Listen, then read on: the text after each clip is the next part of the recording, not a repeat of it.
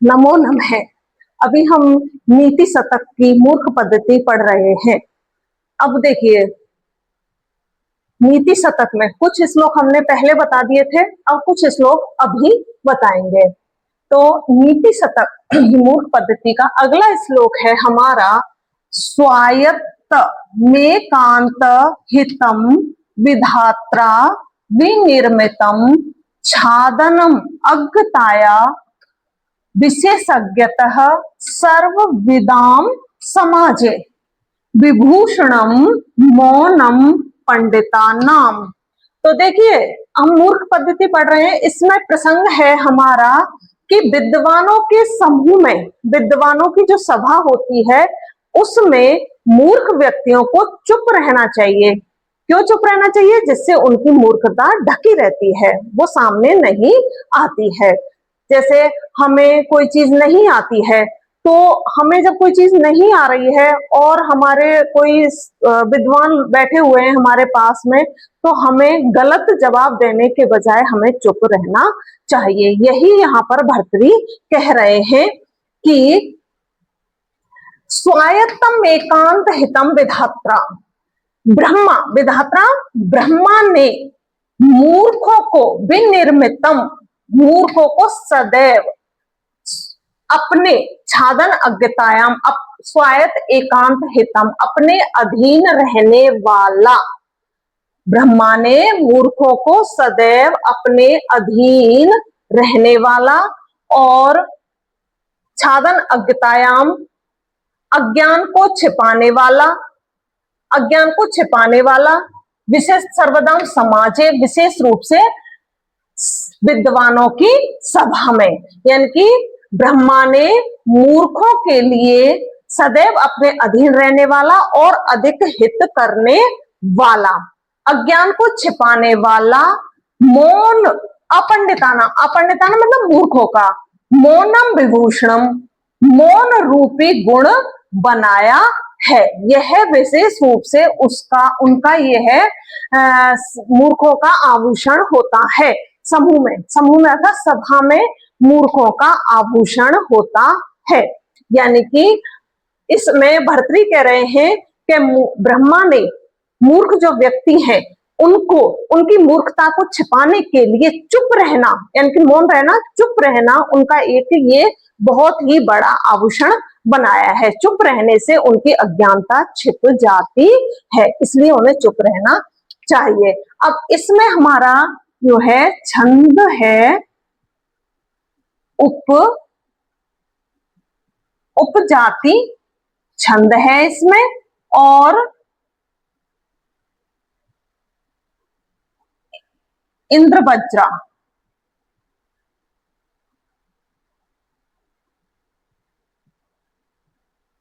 इंद्रवज्रा छंद है, ठीक है। और इस अगला श्लोक है हमारा, यदा किंचित अज्ञो अहम द्वीप, यानी कि गज इव मदांध संभवम तदा सर्वज्ञो अस्मि ते भवद अवलिप्तम मम मन। यदा किंचित किंचित बुध जन सा आकाश वगतम तदा मूर्खो अस्मीति ज्वर इव मदो में व्यपगत। इसमें कह रहे हैं कि विद्वानों की संगति में ही ज्ञान के घमंडियों का अभिमान नष्ट हो जाता है। जैसे जो व्यक्ति अल्पज्ञानी होते हैं, अल्पज्ञानी जो व्यक्ति होते हैं, जब वो विद्वानों के सभा में जाते हैं, विद्वानों के साथ बैठते हैं, तब उनका जो घमंड है, उनको ये घमंड होता है कि हम बहुत बड़े ज्ञानी हैं, लेकिन उनको ज्ञान नहीं होता है। लेकिन जब वो विद्वान और ज्ञानी व्यक्तियों के साथ बैठते हैं, तब उन्हें पता चलता है कि उनमें कितना कम ज्ञान है, तब उनका वो घमंड है नष्ट होता है। तो इसमें अर्थ है यदा, जब, किंचित अज्ञो अहम दुप एव मदांध संभवम, जब मैं कुछ कुछ, द्वीप इव यानी कि हाथी की तरह, मदा अंध, मद में अंधा हो गया, जब मैं कुछ कुछ हाथी की तरह मद में अंधा हो गया। हाथी को हाथी से उपमा की गई है इसमें, तो हाथी क्या है, हाथी के एक गंडे स्थल से मद जल निकलता है, तो उसकी वजह से उसकी महत्ता होती है और वो घमंडी हो जाता है। इसलिए हाथी से इसमें बताया गया है कि हाथी की तरह मद में अंधा हो गया। तदा सर्वज्ञो अस्मित्य, तब मैं सर्वज्ञ हूं ऐसा मानकर अवलिप्तम मम्मन, मेरा मन जो है घमंडी हो गया। मतलब ये मान करके, ये सोच करके कि मैं सब कुछ हूं, मैं सब कुछ जानता हूं, ये सोच करके उस जो मन है वो घमंडी हो गया, मैं बहुत ही घमंडी हो गया। किंतु यदा किंचित किंचित बुद्ध जन, जब मैं कुछ कुछ बुद्ध जन विद्वानों से मुझे ज्ञान प्राप्त हुआ, ज्ञानी व्यक्तियों से कुछ कुछ ज्ञान मिला, तब मैं साकाशवत, मैं मूर्ख हूं, मुझे कुछ कुछ साकाशवगतम, मुझे कुछ कुछ ज्ञान मिला, तब तदा मूर्खो अस्मिति थी, तब मैं मूर्ख हूं, और मेरा ज्वर एवं मदों में व्यपगत, मेरा जो मद है, मद मतलब घमंड है, ज्वर एवं बुखार की तरह व्यपगत नष्ट हो गया, उतर गया। जैसे बुखार उतर जाता है वैसे ही उसका जो घमंड है वो नष्ट हो गया। किसका? अल्पज्ञानी का। अल्पज्ञानी जो मनुष्य है, जब हम दूसरों के संपर्क में नहीं आते, हम ज्ञानी व्यक्तियों के संपर्क में नहीं आते और हमें जो थोड़ा बहुत ज्ञान होता है तो हम अपने आप को क्या समझते हैं, बहुत बड़े ज्ञानी समझते हैं। लेकिन जब हम ज्ञानी व्यक्तियों के संपर्क में आते हैं, उनकी सभा में बैठते हैं, और हमें तब पता चलता है कि ज्ञान का कितना अथाह भंडार होता है और हम कितने कम ज्ञानी हैं, तब जो है उस हमारा जो घमंड है वो नष्ट हो जाता है। जैसे बुखार उतर जाता है वैसे ही हमारा घमंड नष्ट हो जाता है। यहाँ पर छंद जो है शिखरणी है, यहाँ पर शिखरणी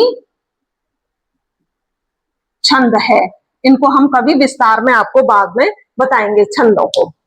अगला श्लोक है हमारा क्रमी कुल चितम लाला किन्नम विगंधी जुगुप्सितम निरूपमम रस प्रीत्या खादन रास्ति निरामिसम सुर पतिमपि स्वा पार्श्वस्थः विलोक्य ने संकते न ही गणयति क्षुद्रो जंतु परिग्रह फलगुताम।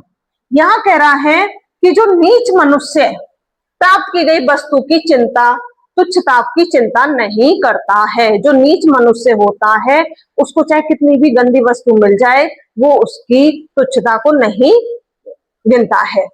तो इसमें कुत्ते के बारे में बताया, स्वा कुत्ता क्या होता है, कृमि कुलचितम कीड़ों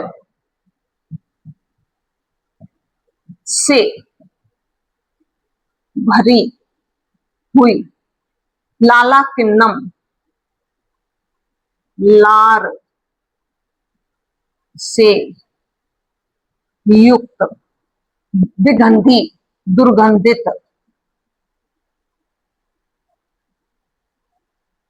दुर्गंध युक्त, जुगुप्सितम घृणित, निरूपम रस और निरामिसम मांस से, मांस से रहित, खादन अस्थि हड्डी को, हड्डी को, निरूपम रस प्रेम से, रस युक्त मानकर खाता है, खाता है उसके सामने, उसके पास इंद्र भी खड़ा हो तो उसको देखकर,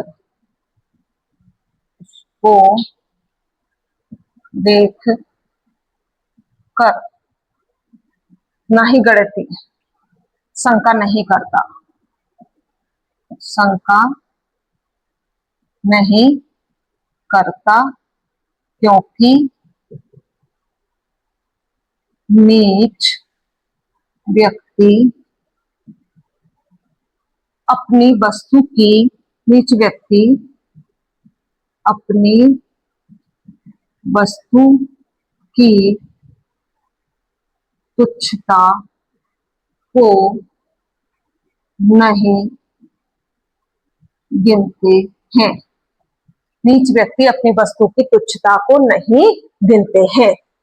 देखिए इसमें कह रहा है, कुत्ते से उदाहरण दिया गया है। इसमें कुत्ता क्या है, हड्डी खाता है। जो हड्डी कैसी होती है, सूखी होती है, उसमें बदबू आ रही होती है, दुर्गंध युक्त होती है, घृणित होती है जो, और उसमें उसको मांस भी नहीं होता है, फिर भी कुत्ता उसको चबाता रहता है, चबाता रहता है। आपने देखा होगा कई बार कि कुत्ता सूखी हड्डी को चबाता रहता है। उसके चाहे पास में कोई भी आ जाए, चाहे उसको कोई भगाए, लेकिन वो नहीं भागता है, वो उसको प्रेम पूर्वक खाता रहता है। तो इसमें कह रहा है, कृमि कुल चितम लालकनम, कीड़ों से भरी हुई, लार से युक्त, दुर्गंध युक्त, जुगुप्सित, घृणित निरुपम रस, उसको प्रेम पूर्वक खाता है, खादन खाता है, अस्थि हड्डी को, निरामिषम मांस से रहित हड्डी को खाता है।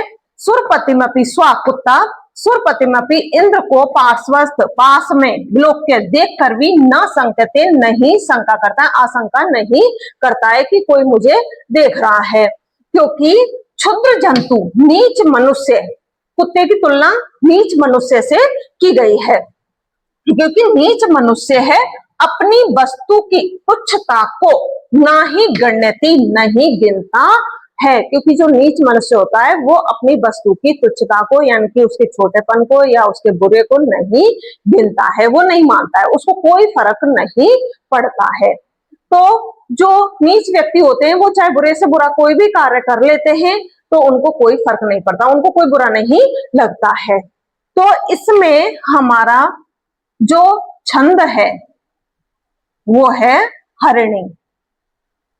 इसमें हमारा हरिणी छंद है, हरिणी छंद है।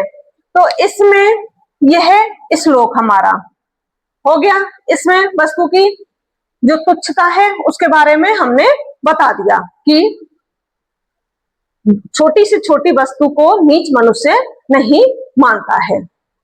अब अगला हमारा श्लोक है, इसमें बताया, साहित्य संगीत कला विहीन साक्षात पशु पुच्छ विषाण हीन तृणम न खादन अपि जीव मानस तद भागदेयम परम पशु नाम।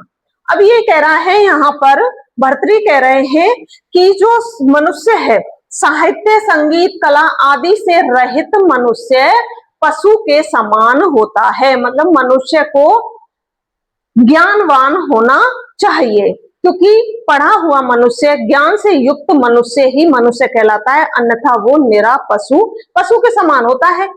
भाई पशु के समान ही खाता है, चरता है, घूमता है। अगर ज्ञान है मनुष्य तो वो अपने आप को पशु से अलग कर लेगा। तो ऐसे इसमें कहा है कि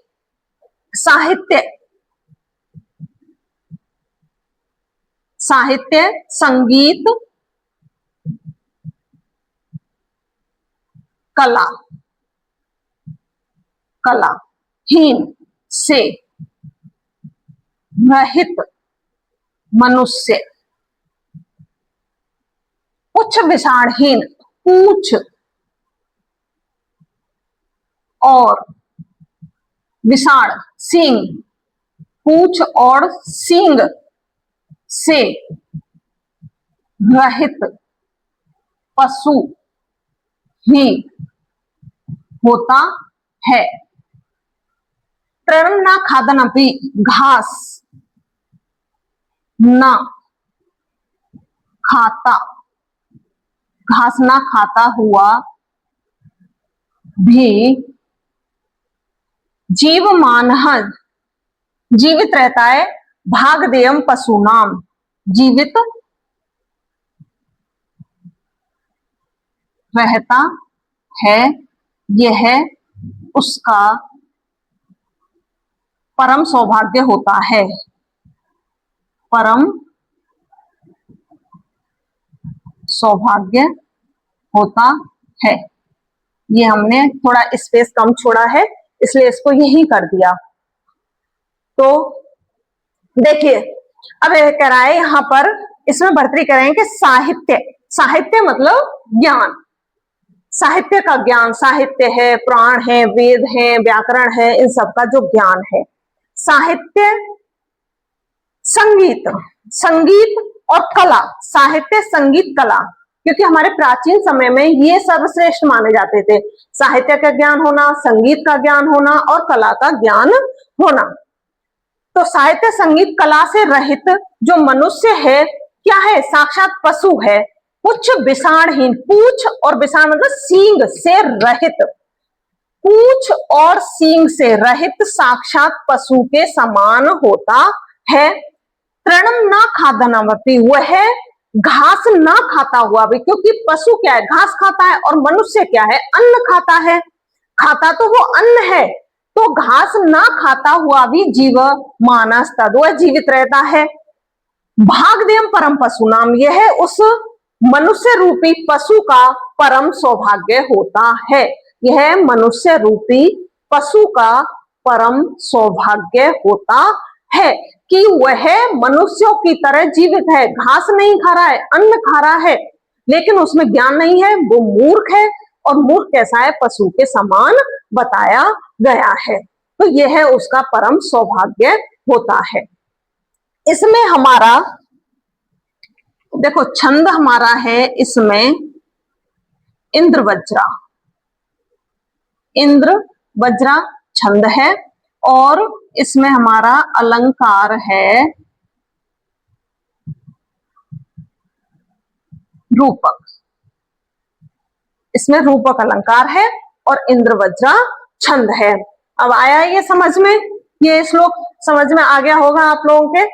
अगला हमारा श्लोक है, ये साम ना विद्या ना तपो ना दानम ज्ञानम ना शीलम ना गुणो ना धर्म ते मर्त्य लोके भुवि भार भूता मनुष्य रूपेण मृगास चरंती। यहाँ पर कह रहा है कि विद्या आदि से रहित मनुष्य पशु ही होते हैं, मतलब मनुष्य को जब तक ज्ञान नहीं होता वो तब तक पशु ही होता है। तो जैसे मनु ने भी मनु स्मृति में कहा है कि मनुष्य जन्म से तो पशु ही होता है, लेकिन जब वो ज्ञान हो जाता है, उसको जब संस्कार हो जाते हैं उसके, तब वो मनुष्य बनता है। तो ऐसे ही इसमें है, ये साम ना विद्या, जिसके पास, जिसके पास ना विद्या होती है, ना तप, ना तपस्या होती है, इनकी पूजा पाठ करना, ना दान देता है जो, ना दान, ना ज्ञान,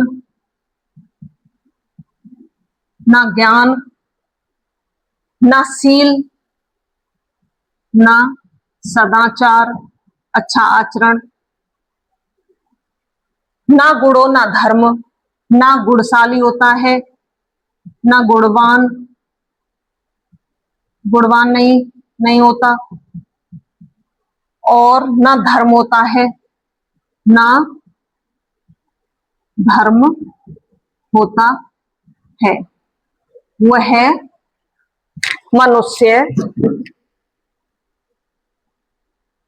वह मनुष्य, वह मनुष्य इस पृथ्वी पर जीवित रहता हुआ, वह मनुष्य पृथ्वी पर जीवित रहता हुआ, रहता हुआ भार के समान होता हैं, क्योंकि ऐसे मनुष्य के रूप में, ऐसे क्योंकि यहाँ मनुष्य के रूप में पशु विचरण करते हैं, मनुष्य के रूप में पशु विचरण करते हैं। तो देखिए इसमें क्या है कि जिस मनुष्य के पास ये श्याम ना विद्या, जिस मनुष्य के पास विद्या नहीं होती यानी कि ज्ञान नहीं होता, ना तप, ना जो तपस्या करता है, भगवान का ध्यान भी नहीं करता है, जो ना दान देता है, ना किसी को जो दान देता है। हमें दान अवश्य करना चाहिए, हम जो कमाते हैं उसका कुछ अंश मात्र धन हमें दान में देना चाहिए। जो ना ज्ञानम, जिसके पास कोई ज्ञान नहीं होता है, ना शीलम, ना जिसके पास सदाचार होता है, ना ही उसका आचरण अच्छा होता है, और ना वो गुणशाली होता है, ना उसके पास धर्म होता है, जो ना ही धर्म का पालन करता है। ते मृत्यु लोके, जो मनुष्य मृत्यु लोक, इस मृत्यु लोक में यानी कि जो मनुष्य इस मृत्यु लोक में जीवित रहता हुआ भूवि, भूवि पृथ्वी पर भार भूता, बोझ के समान होता है। मनुष्य पृथ्वी पर भार, भार मतलब बोझ, बोझ के समान होता है। ऐसे मनुष्य रूपेण मृगाश्चरंती, ऐसे जो मनुष्य है, मृगा, मृग मतलब पशु, यहाँ मृग हिरण के लिए नहीं आया है, पशु के लिए आया है। तो ऐसे जो मनुष्य रूपी पशु इस पृथ्वी पर विचरण करते हैं, घूमते रहते हैं। तो यहाँ पर भी जो मनुष्य ज्ञान से युक्त नहीं होता, जिसके पास ज्ञान, दान, तप, विद्या ये सब चीजें नहीं होती, वो उसको भर्तृहरि ने पशु के समान बताया है। और वो मनुष्य पृथ्वी पर यूं ही विचरण करता रहता है, उसकी कोई वैल्यू नहीं होती है। और यहां पर हमारा छंद देखिए, छंद यहां पर है हमारा उपजाति,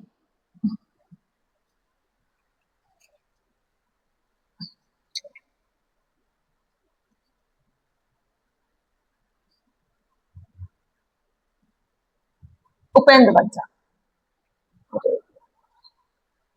गलत हो गया सो।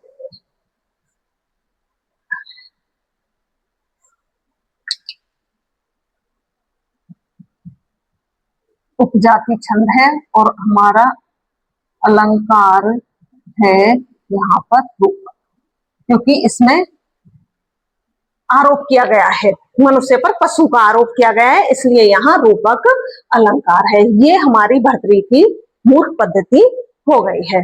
धन्यवाद।